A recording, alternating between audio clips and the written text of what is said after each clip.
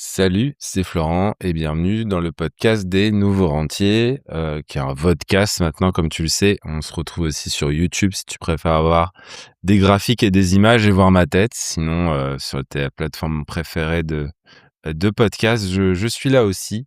On se retrouve aujourd'hui pour un épisode, standard maintenant sur l'émission des nouveaux rentiers.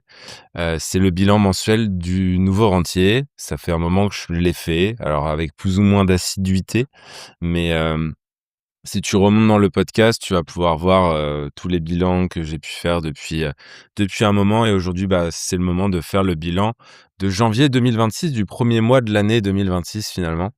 Donc on je vais vraiment le but de ce podcast, c'est un petit peu mon journal de bord. C'est pour que tu vois un petit peu une fois que finalement, on a quitté son boulot, qu'est-ce que je fais de mes journées? Qu'est-ce que je mets en place?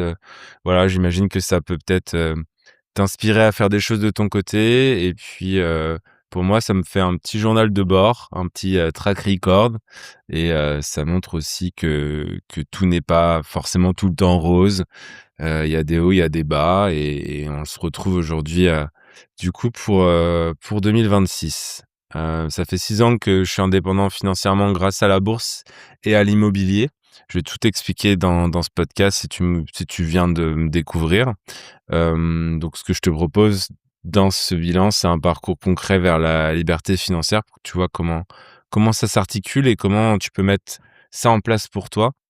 Et voilà, je m'appelle Florent Pontier, donc je suis ravi de pouvoir te faire ça aujourd'hui. Alors désolé si ma voix flanche, je suis un petit peu malade depuis 2 3 jours là, donc c'est possible que ma voix change ou ma voix flanche un petit peu, mais j'essaie quand même de garder cette périodicité, d'un podcast par semaine pour l'instant, donc voilà, même si je suis malade.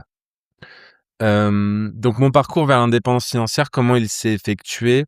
Si tu me connais pas encore, 2010-2011, c'est vraiment mes premiers pas d'investissement, en bourse. C'est le moment aussi où je commence mon travail d'ingénieur en mécanique. 2018-2019, c'est le moment où j'ai créé vraiment ma méthode, stratégique d'investissement en bourse que j'ai appelée la méthode RSR. Je l'ai créée avant tout, pour moi au début.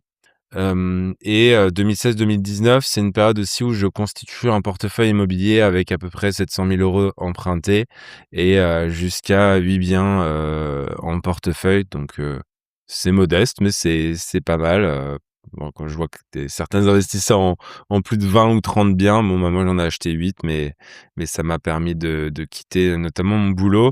En mars 2019, j'ai pris mon indépendance financière parce que j'avais considéré que mes revenus couvraient mes charges fixes et que du coup, en fait, j'allais pouvoir, vivre, quoi qu'il se passe, quoi, finalement. C'était un petit peu ça l'approche, c'était de sécuriser un petit peu ce grand saut vers l'inconnu et une fois que c'était sécurisé, de prendre, cette indépendance financière.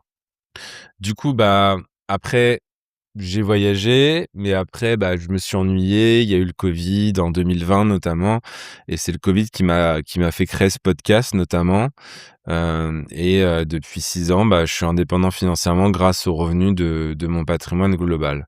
Entre-temps, forcément, beaucoup de personnes m'ont demandé comment je faisais, comment j'avais fait, notamment sur la partie bourse. Parce que sur la partie immobilier, bon, j'ai fait des choses, hein, mais c'est quelque chose qui m'intéresse moins. C'est quelque chose que je suis en train de vendre et je considère qu'il y a aujourd'hui sur internet, il y a des gens qui parlent très bien d'immobilier et moi, j'en continue à en faire un petit peu, mais je considère que c'est moins mon domaine d'expertise. Par contre, la bourse, je considère que, en tout cas, sur ce que tu peux voir aujourd'hui sur internet, finalement, il y a assez peu de personnes qui investissent depuis 15 ans comme moi. Je vais prendre 40 ans cette année en 2026, donc ça fait quand même depuis, que j'ai, du coup 25 ans, 26 ans, 25-24, je vais y arriver. Depuis que j'ai 24 ans que j'investis en bourse, donc ça fait quand même un moment et c'est ça aussi que je veux te partager, dans ce podcast. Donc naturellement, les gens sont venus à moi, m'ont demandé comment j'avais investi, comment j'avais mis au point cette méthode RSR et cetera et donc je me suis mis à proposer un accompagnement pour ces personnes parce que je pouvais pas tout simplement répondre à tout le monde. Il fallait que pour que les personnes et un résultat, il faut un engagement de leur part, il faut un engagement de ma part aussi. Donc c'est à ce moment-là que j'ai créé cette offre d'accompagnement pour, les aider à reprendre en main leur patrimoine, à appliquer cette méthode d'investissement sur la partie bourse. Plus récemment là, depuis fin 2025, c'est un peu la continuité, peut-être le parcours, normal, anormal, je sais pas, mais en tout cas, j'ai créé un cabinet de gestion de patrimoine.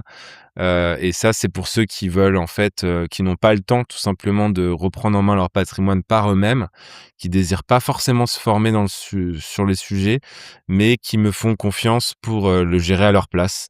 Parce que je considère que j'ai 15 années d'expérience dans ce domaine et que du coup, je suis tout à fait capable de me mettre à la place, de vous et de mettre en place des recommandations et de gérer votre patrimoine. Voilà, tout simplement. On va faire du coup un petit bilan sur la méthode RSR. La méthode RSR, c'est 0,39 ce mois-ci. Si on revient, sur les performances historiques, c'est plus 23 par an sur les 25 dernières années. En fait, une performance en bourse, on la mesure en rendement annualisé, si tu savais pas. Du coup, c'est une moyenne. C'est-à-dire qu'il y a des hauts, il y a des mois, des années où ça fait beaucoup plus que ça, des années où ça fait beaucoup moins que ça, mais en moyenne, c'est plus 23 annualisé sur les 27 dernières années. C'est même, 30 v 30,8 sur les 10 dernières années, contre le Nasdaq qui fait à peu près 9 sur les, 27 dernières années et à peu près, 15 par an, pardon, 15 par an sur les, 10 dernières années. Si on revient un peu plus proche de nous sur 5 ans, puisque c'est l'horizon de temps minimum en bourse, cette méthode fait x3 sur ton patrimoine contre 1 fois 1,8 pour le Nasdaq. Donc on voit qu'on, surperforme largement le Nasdaq. On prend moins de risques aussi, c'est important de le souligner. Le drawdown est moins élevé, donc le risque est moins élevé avec la méthode RSR que sur le Nasdaq. Donc on prend moins de risques, on gagne plus. Voilà, c'est pour ça que j'ai décidé de mettre une grosse partie de mon patrimoine là-dessus. C'est pour ça que j'aide les gens à le faire aussi parce que c'est un rapport rendement-risque qui est pour moi très intéressant quand on fait de la bourse. Donc 2026, j'en parlais tout à l'heure, 0,39 pour, la méthode RSR, 0,95 pour l'instant pour le Nasdaq. On n'est qu'à un mois de cotation, donc il peut se passer encore énormément de choses sur l'année 2026. Donc suis bien les bilans mensuels si tu as envie de voir un petit peu l'évolution de ma méthode. Si toi, tu investis aussi en bourse, pour pouvoir te comparer, voir si tu arrives à faire mieux que moi, moins bien que moi et aussi par rapport au marché. Ce que je peux te dire, pourquoi c'est un petit peu moins élevé, ce mois-ci, c'est parce que l'euro est en train de prendre, quand même, pas mal de valeur par rapport au dollar mes investissements sont essentiellement, en dollars, enfin sur, en tout cas sur des boîtes américaines, au moins 80 du coup, forcément quand l'euro monte par rapport au dollar, c'est négatif pour un investisseur qui investit aux États-Unis. On va faire un petit zoom sur la partie crypto maintenant. J'ai rajouté, la crypto dans mes investissements en 2020, donc ça fait bientôt 6 ans que j'investis en crypto. 2023 pour moi la crypto c'était plus 125 2024 plus 84 2025 pour l'instant moins 26,5 6 pardon, pas pour l'instant, l'année dernière. Si on commente un petit peu ce qui se passe en ce moment sur le bitcoin, dans ce mensuel, j'analyse que le bitcoin parce que peut-être faudrait que je fasse un épisode dédié aux cryptos, mais sinon l'épisode serait beaucoup trop long si je rentrais dans le détail de ce qui se passe sur chaque crypto et chaque classe d'actifs. Mais ce qu'on peut dire sur le bitcoin en tout cas, c'est qu'il avait fait son plus haut donc en août 2025 à plus de 124 000 le bitcoin. Ensuite, on est venu rechercher les supports de mars 2025. Donc ça, c'était jusque même au mois dernier, hein, décembre 2025, on était encore sur les supports de mars. Et là, janvier, alors non, je te dis n'importe quoi. Parce qu'en fait, là, je fais le podcast, on est à peu près on est mi-février bientôt en fait, le dernier graphique, enfin la dernière barre de cotation que tu vois si tu es sur YouTube, Bon, je te décris, c'était sur le podcast, en fait, on a une barre qui est assez baissière, mais en fait, c'est la barre de février. Donc en fait, là, on a complètement emplafonné, au jour en tout cas où je tourne ce podcast, on a emplafonné les supports de mars et on est en train de revenir carrément, sur les niveaux de février-septembre 2024, autour de 60 000 € le bitcoin. Donc ça fait quand même une valeur divisée par 2 presque, hein, moins 50. Donc j'espère que tu as pas acheté quand il était à 124, parce que sinon tu prends moins 50 dans les dents. Et ce qu'il faut comprendre aussi, c'est que ces valeurs-là de 60 000 à peu près, le bitcoin, c'était les plus hauts de 2021. Donc là, en fait, si on reprend la globalité de la crypto, en tout cas du bitcoin, c'est comme si elle avait rien fait de, début 2021 jusqu'à aujourd'hui. Donc 5 ans de non-cotation finalement. Alors l'idée, c'est que si tu as fait un petit peu, tu es rentré un peu au fur et à mesure, tu as peut-être baissé ton prix d'achat, notamment avec la crise de 2022, et donc tu restes largement en positif, ce qui est mon cas, hein, malgré cette baisse, je suis largement en positif. Moi, j'ai acheté, en 2020, comme je te disais. J'ai renforcé, en fonction de ma stratégie, mais du coup, en bourse, ce qu'on regarde, c'est, le prix moyen d'achat et moi, mon prix moyen d'achat est largement en dessous de 60 000. Il est même largement en dessous de 20 000, donc j'ai, largement de quoi venir voir les choses. Donc si tu es en train de construire un portefeuille en bitcoin, bah, accroche-toi parce que là, potentiellement, on part sur un nouveau, cycle baissier. C'est-à-dire qu'on a vraiment cassé le plus bas, de mars 2025, ce qui, au niveau des graphiques, donne un début de tendance baissière finalement en mensuel. Donc c'est une tendance forte puisque plus on regarde sur une unité de temps qui est élevée, plus la tendance est forte. Si je regardais en 1 minute, ça serait beaucoup moins fort que si je regarde en 4 heures, en journalier, à la semaine, au mois. Et donc c'est pour ça que moi, dans toutes mes analyses, j'ai une analyse plutôt mensuelle, puisque on est sur de l'investissement long terme et pour moi, ça sert à rien de regarder en dessous d'une analyse mensuelle. Quand on investit à 5 ans, ça me paraît, complètement, inutile d'aller, chercher, des graphiques, en dessous d'une barre égale à 1 mois. Donc moi, ma stratégie, elle reste inchangée pour le moment puisqu'elle marche très bien. Donc je reste fidèle à mon plan d'investissement. Si tu as écouté les podcasts d'avant, je t'avais raconté que j'avais testé des choses en crypto qui n'ont pas fonctionné. Donc je reviens vraiment sur, ce que je faisais en 2020-2021, qui a très bien marché jusqu'à présent. Heureusement, ce que j'ai testé, c'était une fraction de mon patrimoine, donc ça n'a pas eu un impact trop significatif. Mais j'ai fait quelques boulettes, donc en tout cas sur la partie crypto. Donc je suis en train de réorienter, les boulettes pour que ça soit plus des boulettes. Mes performances du coup réelles en bourse et en crypto entre 2019 et 2026, elles sont, assez pas aléatoires, mais assez, avec des grosses amplitudes, qui sont difficiles peut-être à croire si tu commences à peine la bourse. Mais en 2019, moi, j'avais gagné un peu plus de 13 en bourse. En 2020, 69. En 2021, 90. En 2022, c'était une grosse crise, moins 49 pour moi. 2023, 90. 2024, 73. 2025, 0,3 et 2026, moins 6,5 pour le moment, alors qu'on est qu'au début de l'année. On verra ce qui se passe.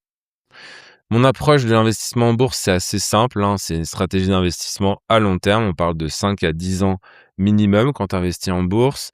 Un DCA mensuel, donc on met un petit peu, tous les mois pour renforcer ses positions. Donc moi, je mets entre 100 € et 1 000 € entre mon pro et mon perso, puisque ma boîte, d'accompagnement en bourse, une grosse partie des bénéfices de cette boîte, le but, c'est de réinvestir encore plus en bourse. Donc ça va dépendre des mois, en fait, mais voilà, c'est à peu près ça que je mets. Diversification à terme, l'idée, c'est d'avoir 50 en bourse, 50 immobilier.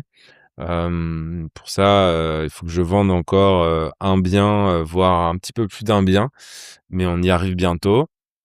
Moi, ma stratégie d'investissement, elle est simple.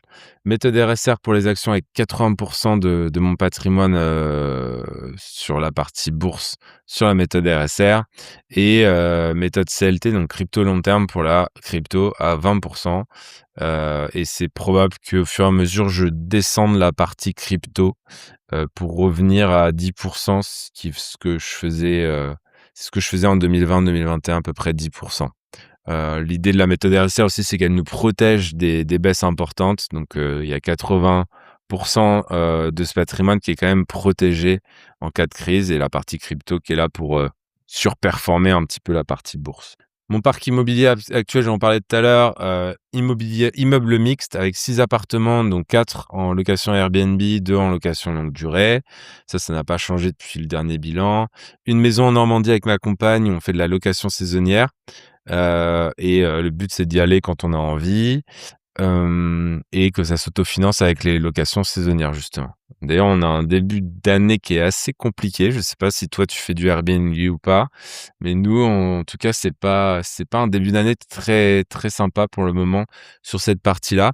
Après, on a largement de quoi voir venir puisqu'on a plus d'1 an de trésorerie, d'avance, sur cette, mini société de location saisonnière, on va dire. Donc, on a de quoi voir venir, mais ça démarre pas fort pour l'instant. Et enfin une maison en colocation qui est en vente, que j'ai achetée il y a à peu près 10 ans et qui fait un cash flow positif entre 700 et 1 000 € par mois. Souvent on me dit: «Pourquoi je la vends?» Bah, en fait, c'est juste que j'ai remboursé la moitié de mon emprunt et que j'ai plus envie de m'emmerder avec, l'immobilier physique, la gestion des locataires, la gestion des dégâts des eaux et cetera. Je préfère, allouer aujourd'hui mon patrimoine sur autre chose.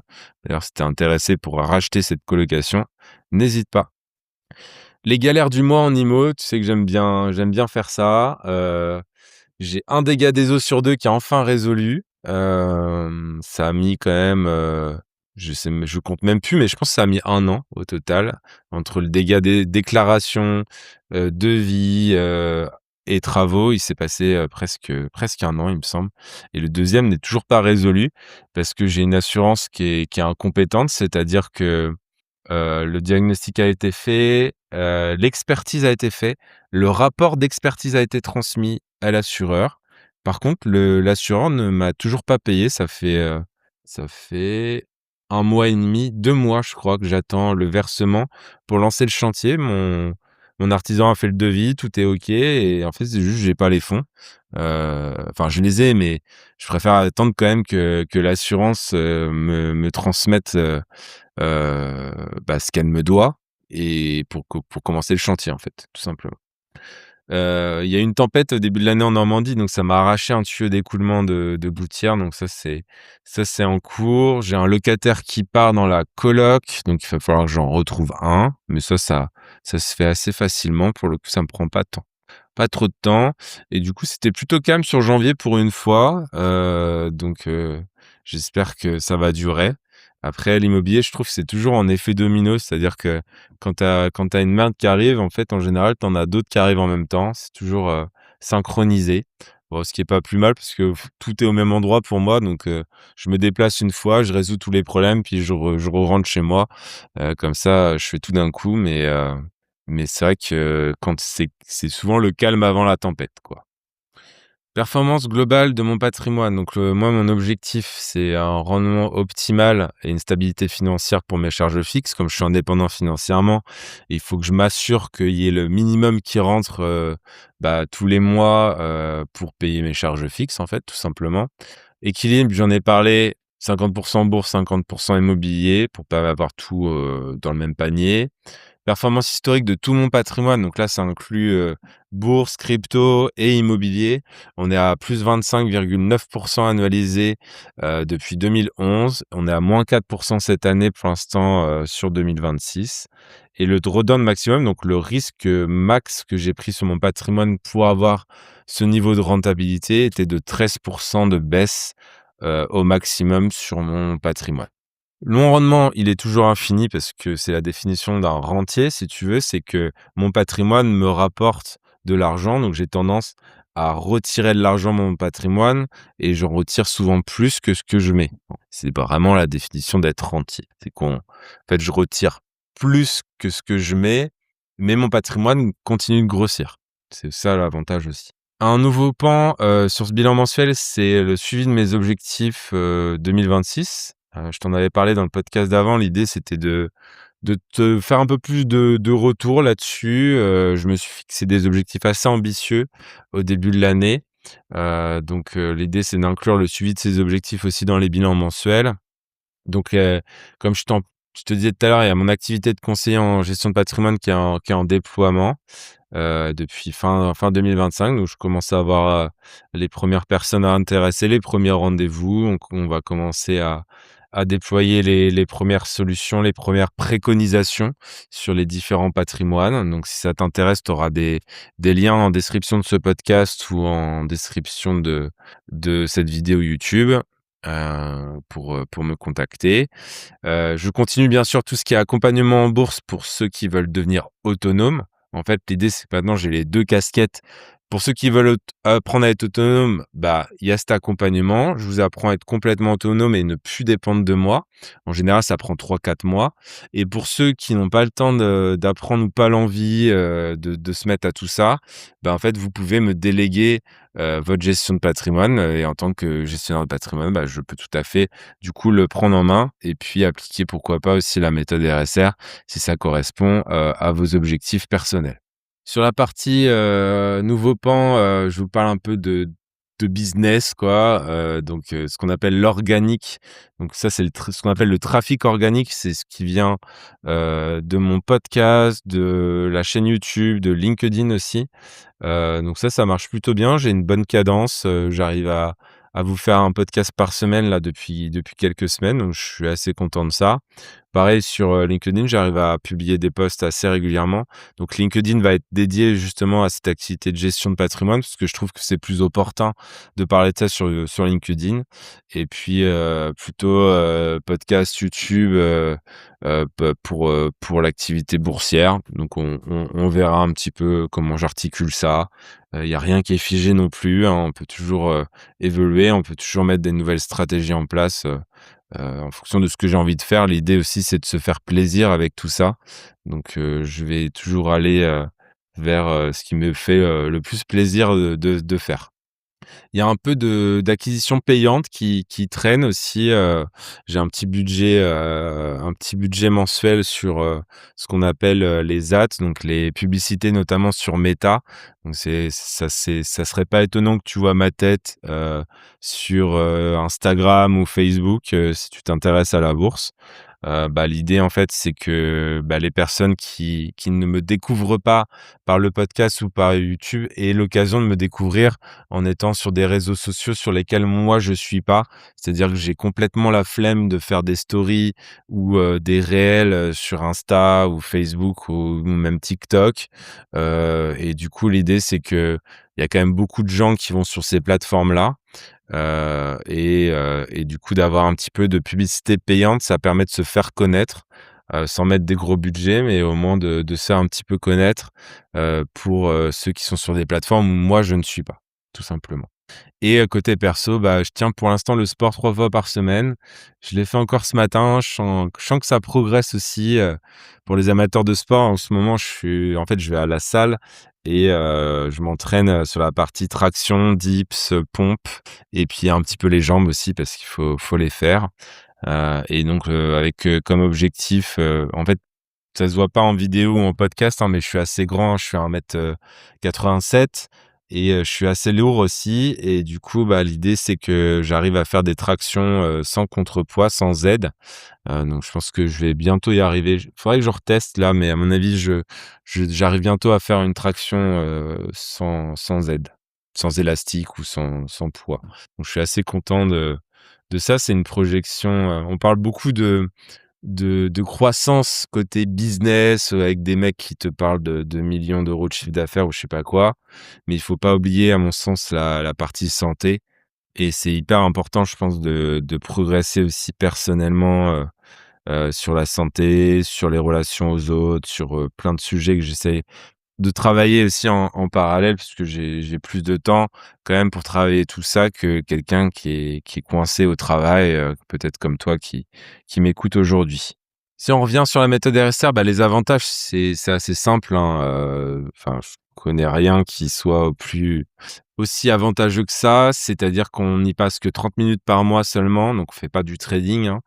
Il y a des protections contre la baisse des marchés, donc on sort, du marché souvent avant les gros crashs majeurs.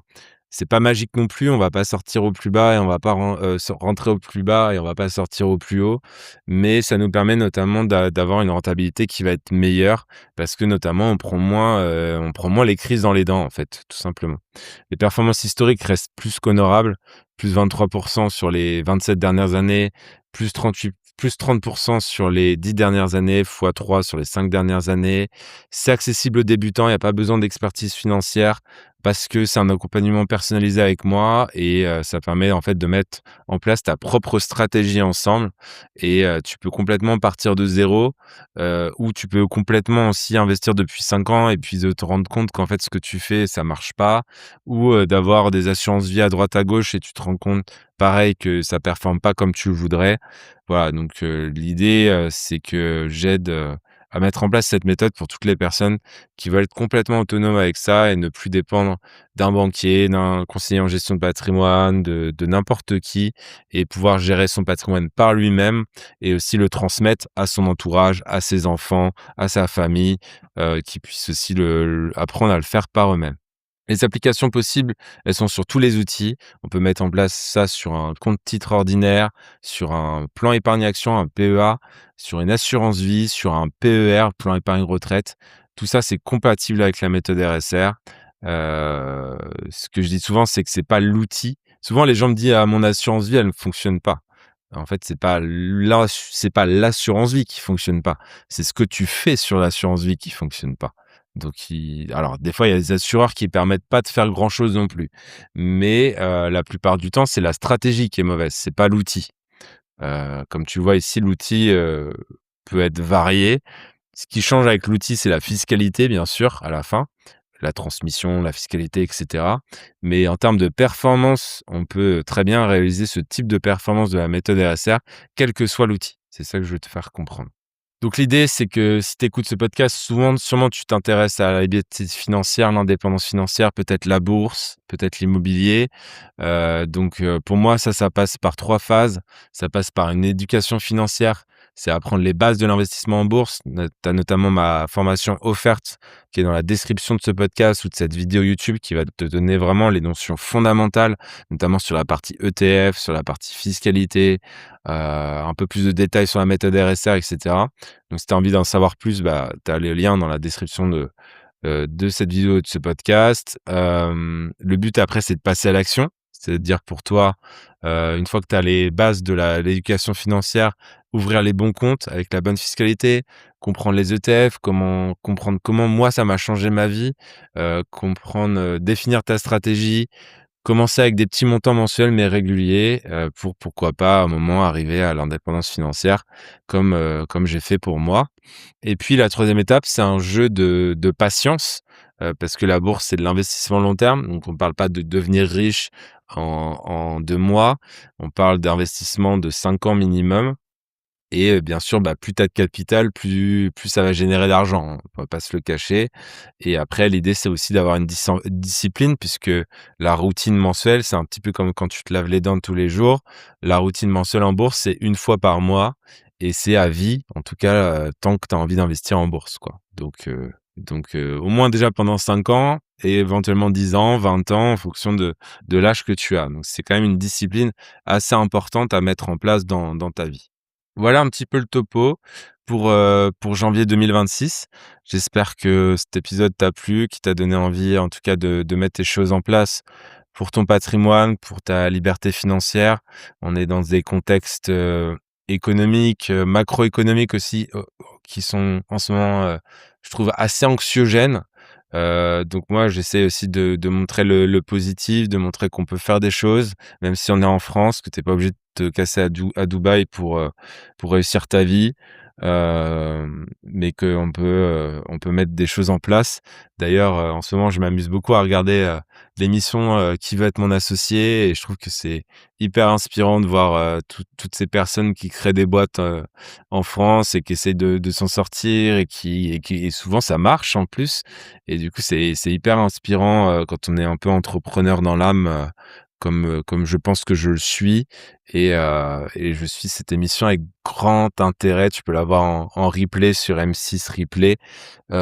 C'est pas sponsorisé, hein, mais j'aime bien, regarder ça en ce moment. Donc voilà, petit partage de fin de podcast, là-dessus.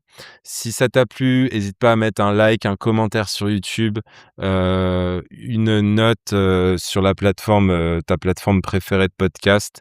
C'est ça qui donne de la visibilité à la chaîne et au podcast.